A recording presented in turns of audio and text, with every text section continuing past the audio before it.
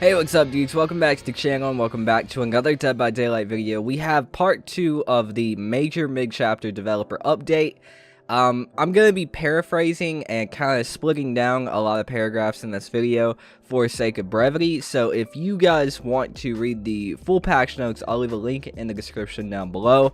I'm really mixed on this. There is like a really good change in part 2 of these patch notes, and then there's some really dumb changes, and we'll get into that. Before we do, I would like to ask you guys, if you are updated, informed, or entertained, please consider hitting that like button. It means a lot to me and it helps out the video a ton with visibility. And also, if you want more DBD content like this, please make sure to subscribe to the channel. That also means a ton to me. Again, we hit 20,000 subscribers. You guys are so amazing. Thank you all so much. I love you all. You're all incredible. But with that being said, let's go ahead and jump into it. So again, I am still a little sick and I just rolled out of bed to do this, so I'm gonna sound a little weird today. Apologies for that. But here it says, back so soon. Welcome back to the developer update, a series of posts detailing some upcoming changes to Dead by Daylight. Previously, we went through a ton of changes and we got just as much in store today. If you haven't read part 1, here it goes. Alright, the first thing we got to talk about is the Deathslinger. We've kept an eye on the Deathslinger since his release last year, and we have a few small changes aimed at, haha, I get it, his power. Okay, I'm not gonna read the big paragraph explaining what they're, or why they're doing it, but we are going to go over what they're doing. Okay, you can no longer shoot until you have fully aimed down sights. Man. Increase the delay after canceling your shot before you can start a basic attack. Man. Decreased movement speed while aiming down sights. That's not bad.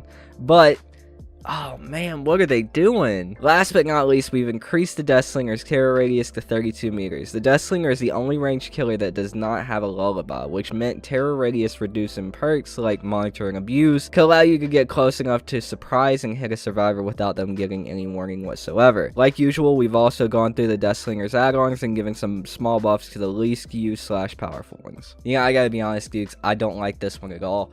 I think this character, this change in specific is the prime example of the problem with these devs sometimes. I love behavior, I love Dead by Daylight, but they love to mess with stuff that really didn't need to be messed with, while there's a ton of other killers in the game and tons of other things in the game that attention could have been devoted to. But hey, we do have a plague buff. It says, first we looked into infected objects. Previously interacting with something would cause your infection to increase faster. We're adding an additional penalty to interacting with something that is currently infected, meaning your infection will increase even faster than before. Additionally, we've increased the base infection duration on objects like generators from 35 to 40 seconds. These changes will make infecting objects feel much more impactful. Next, we turn to her Vile Purge. The plague takes a massive hit to her movement speed whenever she is on cooldown after purging or canceling her purge. We've increased her movement speed from 2.3 meters a second while on cooldown to 3.6 meters a second. This will cause her to lose far less ground when she does so. One of the things that felt really bad for the killer was when you let go of your power button a little too soon, causing your power to be canceled entirely. Now, tapping the button or letting go before the minimum threshold will cause your power to continue charging until the minimum amount has been reached. Basically, it now works like a Hunter's Hatchet. Finally, we've increased the time it takes to cleanse at a fountain from 6 seconds to 8 seconds. And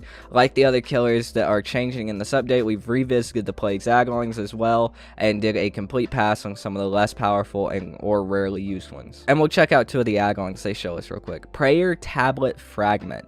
Vile Purge no longer affects survivors, increased object infection duration by 40 seconds, increased infection from infected objects by 100%, increased devious blood points by 100%. And Alabanum Incense, I'm saying that terribly wrong. Survivors who cleanse at fountains now have their aura revealed for 4 seconds. I wish this was as good of a buff for Plague with as bad of a nerf that the Deathslinger got. You know, I wish they were equal there, because they're not. The Deathslinger just got murdered, and Plague got a nice little slap on the ass. They also say they're updating survivor item add-ons, but I mean, they're not changing anything around. Everything's kind of like the same, so I'm just not gonna go over that. Okay, so I'm gonna show all the perks here. I'm not going to go by them one by one. Really, when it comes to all these perks, they're just changing the cooldown or taking the cooldown away, or just, you know, messing with the numbers a little bit. There's like nothing amazing except on Any Means Necessary. Now you can read an aura on like all drop pallets, which is cool. cool. And on Mindbreaker / Fearmonger, survivors who are working on a generator will now suffer from blindness in addition to exhaustion, which is actually really good. But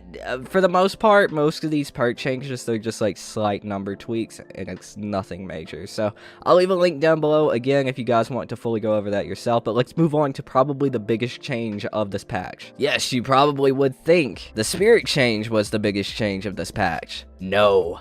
The hatch and keys are getting reworked. The hatch and keys, by extension, have been a very contentious topic, leading to some heated debates. We have some changes incoming to make them a little fair. First, the hatch will no longer spawn if there's more than one survivor in the trial. This means you'll never have to worry about the last 3 survivors vanishing when there's still 1 generator left. Thank you, Jesus Christ.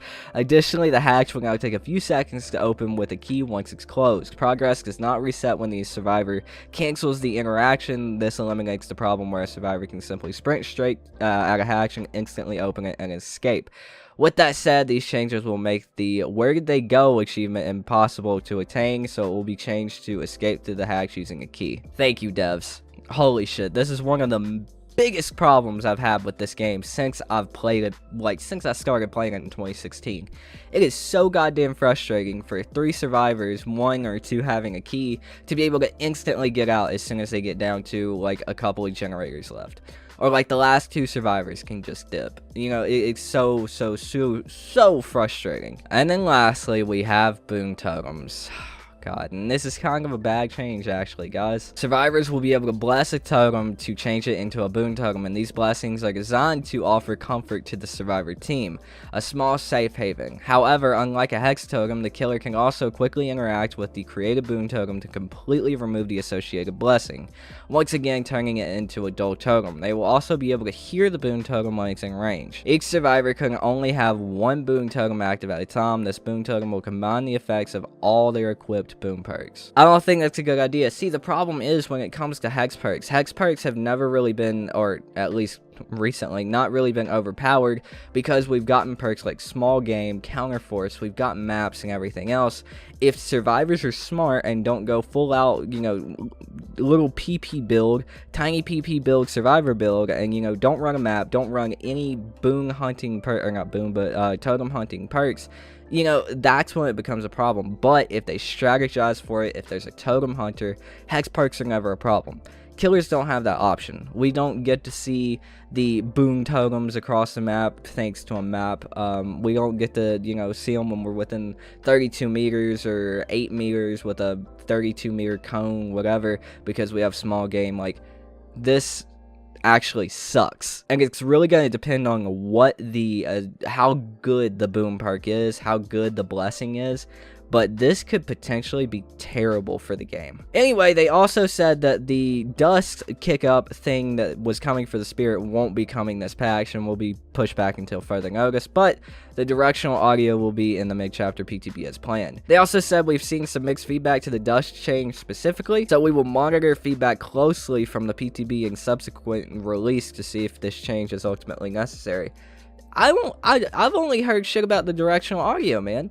I would change the, put in the dust kick up effect, but take the directional audio out. Like, that's what everybody's complaining about, not the dust. Either way, dudes, yeah, that's the full PTB patch notes. I'm halfway excited and halfway not. I'm probably not gonna play Deathslinger anymore. Boom perks are gonna be super annoying. But I mean, the Plague and Trapper buff is nice, I guess. I don't know, man. We're gonna have to see. You guys let me know what you think in the comments down below. I'm interested to hear what you guys have to say. That's gonna do it for me, dudes. You might see me again today if there's another like info or leak on the new survivor. But yeah, until then, I've been your host. My name is Tootin, and I'll see you dudes next time. Peace out.